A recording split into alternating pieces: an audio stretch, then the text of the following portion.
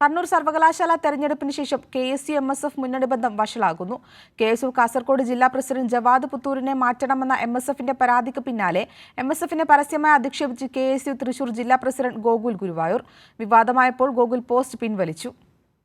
സംസ്ഥാനത്തെ വിവിധ സർവകലാശാലകളിൽ യൂണിയൻ തെരഞ്ഞെടുപ്പുമായി ബന്ധപ്പെട്ട് KSU-MSF സീറ്റ് വിഭജന തർക്കമാണ് തുറന്ന പോരിലേക്ക് എത്തിയത്. KSU കാസർഗോഡ് ജില്ലാ പ്രസിഡന്റ് ജവാദ് പുത്തൂരിനെ മാറ്റണമെന്ന് MSF പരാതി നൽകിയിരുന്നു. ഇതിന് പിന്നാലെയാണ് KSU തൃശൂർ ജില്ലാ പ്രസിഡന്റ് ഗോകുൽ ഗുരുവായൂർ ഫേസ്ബുക്ക് പോസ്റ്റുമായി രംഗത്ത് വന്നത്. തൽക്കാലം ലീഗിന്റെ കുട്ടികൾ പോയി പള്ള നിറച്ച് പത്തിരിയും കോഴിക്കറിയും തിന്ന് റെസ്റ്റ് എടുക്കാൻ നോക്ക് എന്നായിരുന്നു ഗോകുൽ ഗുരുവായൂരിന്റെ പരിഹാസം.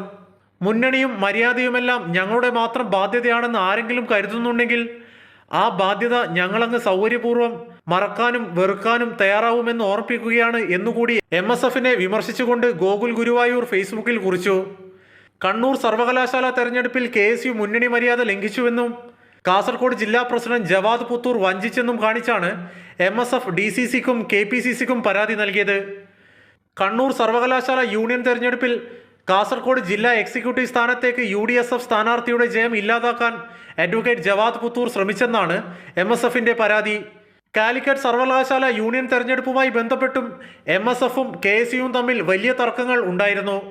ലീഗ് നേതൃത്വത്തിന്റെ സമ്മർദ്ദങ്ങളെ തുടർന്ന് ചെയർമാൻ സ്ഥാനം MSFന് നൽകാൻ KPCC നേതൃത്വം തീരുമാനിച്ചത് KSUവിന് വലിയ ക്ഷീണമായിരുന്നു. കൈരളി ന്യൂസ്, കോഴിക്കോട്.